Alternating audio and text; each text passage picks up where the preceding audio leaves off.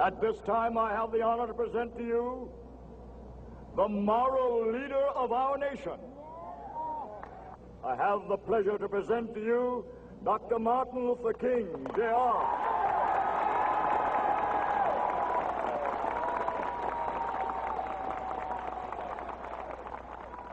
I am happy to join with you today in what will go down in history as the greatest demonstration for freedom in the history of our nation.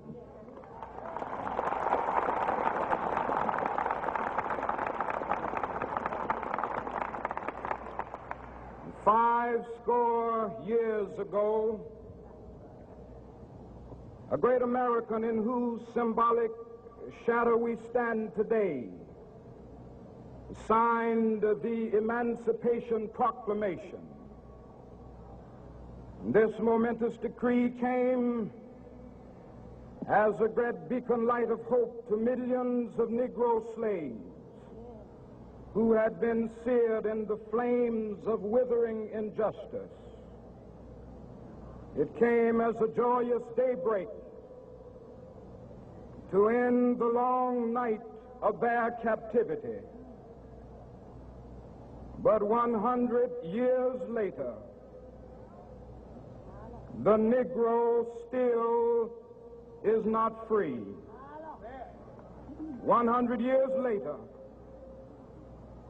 the life of the Negro is still sadly crippled by the manacles of segregation and the chains of discrimination. 100 years later, the Negro lives on a lonely island of poverty in the midst of a vast ocean of material prosperity. 100 years later, the Negro is still languished in the corners of American society and finds himself in exile in his own land. And so we've come here today to dramatize a shameful condition. In a sense, we've come to our nation's capital to cash a check. When the architects of our republic wrote the magnificent words of the Constitution and the Declaration of Independence, they were signing a promissory note to which every American was to fall heir. This note was a promise that all men, yes, black men as well as white men, would be guaranteed the unalienable rights of life, liberty, and the pursuit of happiness. It is obvious today that America has defaulted on this promissory note insofar as her citizens of color are concerned. Instead of honoring this sacred obligation, America has given the Negro people a bad check, a check which has come back marked insufficient funds.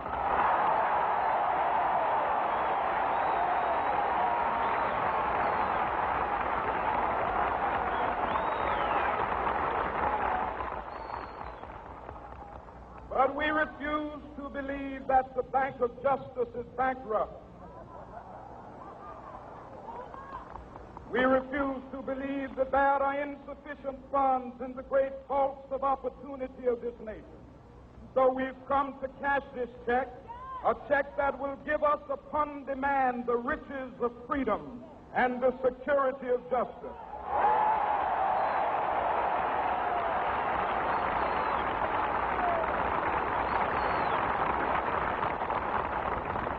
We have also come to this hallowed spot to remind America of the fierce urgency of now. This is no time to engage in the luxury of cooling off or to take the tranquilizing drug of gradualism.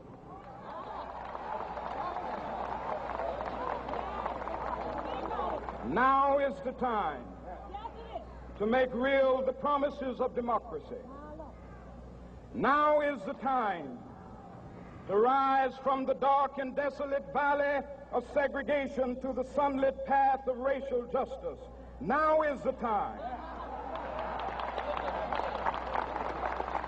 to lift our nation from the quicksands of racial injustice to the solid rock of brotherhood. Now is the time to make justice a reality for all of God's children. It would be fatal for the nation to overlook the urgency of the moment. This sweltering summit of the Negro's legitimate discontent will not pass until there is an invigorating autumn of freedom and equality. 1963 is not an end, but a beginning. Those who hope that the Negro needed to blow off steam and will now be content will have a rude awakening if the nation returns to business as usual.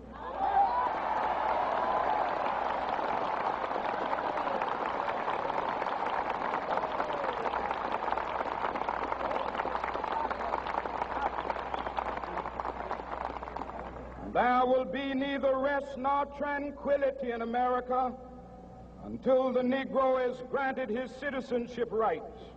The whirlwinds of revolt will continue to shake the foundations of our nation until the bright day of justice emerges. But that is something that I must say to my people who stand on the warm threshold which leads into the palace of justice. In the process of gaining our rightful place, we must not be guilty of wrongful deeds. Let us not seek to satisfy our thirst for freedom by drinking from the cup of bitterness and hatred.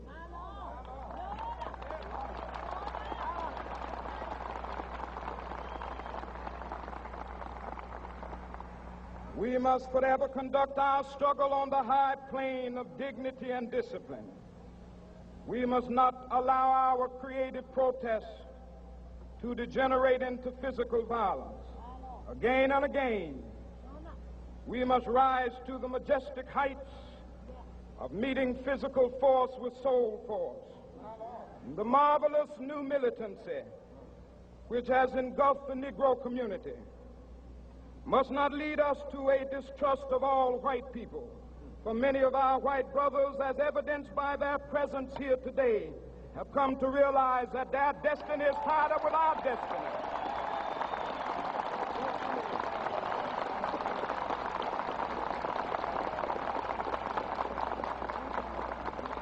And they have come to realize that their freedom is inextricably bound to our freedom. We cannot walk alone. And as we walk, we must make the pledge that we shall always march ahead. We cannot turn back. There are those who are asking the devotees of civil rights, when will you be satisfied? We can never be satisfied as long as the Negro is the victim of the unspeakable horrors of police brutality. We can never be satisfied as long as our bodies, heavy with the fatigue of travel, cannot gain lodging in the motels of the highways and the hotels of the cities.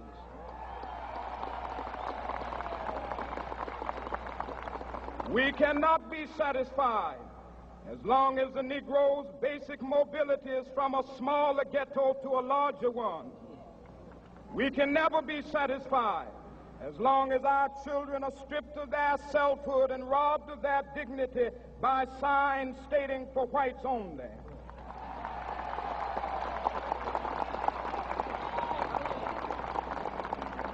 We cannot be satisfied as long as a Negro in Mississippi cannot vote and a Negro in New York believes he has nothing for which to vote.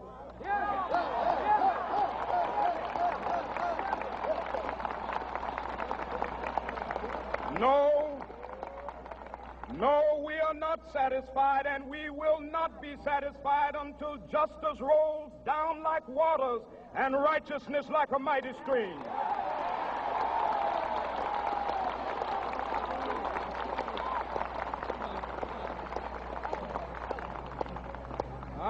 not unmindful that some of you have come here out of great trials and tribulations.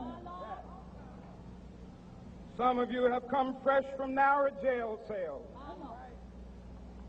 Some of you have come from areas where your quest for freedom left you battered by the storms of persecution and staggered by the winds of police brutality. You have been the veterans of creative suffering. Continue to work with the faith that unearned suffering is redemptive.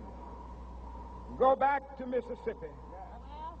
Go back to Alabama. Go back to South Carolina. Go back to Georgia. Go back to Louisiana. Go back to the slums and ghettos of our northern cities. Knowing that somehow this situation can and will be changed. Let us not wallow in the valley of despair. I say to you today, my friend,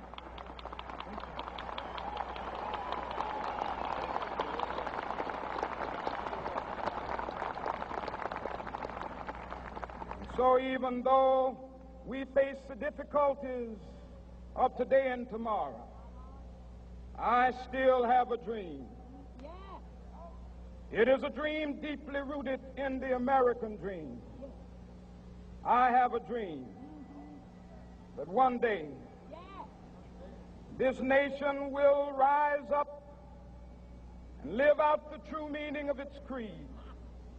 We hold these truths to be self-evident, that all men are created equal.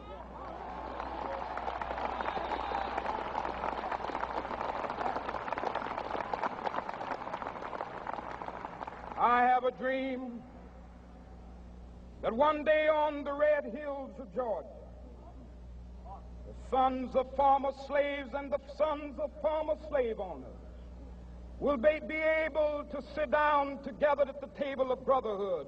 I have a dream that one day, even the state of Mississippi, a state sweltering with the heat of injustice, sweltering with the heat of oppression, will be transformed into an oasis of freedom and justice. I have a dream that my 4 little children will one day live in a nation where they will not be judged by the color of their skin, but by the content of their character. I have a dream today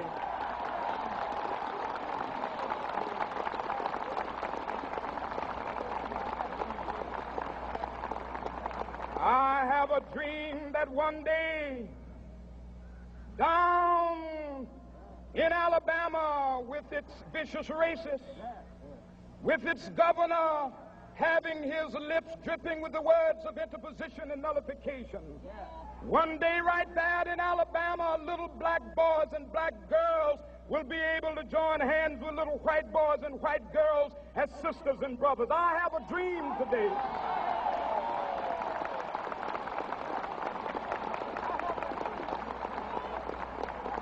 I have a dream that one day every valley shall be exalted, and every hill and mountain shall be made low, the rough places will be made plain, and the crooked places will be made straight, and the glory of the Lord shall be revealed, and all flesh shall see it together. This is our hope. This is a faith that I go back to the South with. With this faith, we will be able to hew out of the mountain of despair a stone of hope. With this faith, we will be able to transform the jangling discords of our nation into a beautiful symphony of brotherhood. With this faith, we will be able to work together, to pray together, to struggle together, to go to jail together, to stand up for freedom together, knowing that we will be free one day. This will be the day. This will be the day when all of God's children will be able to sing with new meaning, "My country, 'tis of thee. Sweet land of liberty, of thee I sing. Land where my fathers died, land of the pilgrim's pride. From every mountainside, Let freedom ring, and if America is to be a great nation, this must become true. And so let freedom ring from the prodigious hilltops of New Hampshire. Let freedom ring from the mighty mountains of New York. Let freedom ring from the heightening Alleghanies of Pennsylvania. Let freedom ring from the snow-capped Rockies of Colorado. Let freedom ring from the curvaceous slopes of California. But not only that, let freedom ring from Stone Mountain of Georgia. Let freedom ring from Lookout Mountain of Tennessee. Let freedom ring from every hill and molehill of Mississippi, from every mountainside. Let freedom ring, and when this happens, and when we allow freedom ring, when we let it ring from every village and every hamlet, from every state and every city, we will be able to speed up that day when all of God's children, black men and white men, Jews and Gentiles, Protestants and Catholics, will be able to join hands and sing in the words of the old Negro spiritual, free at last, thank God Almighty, we are free at last.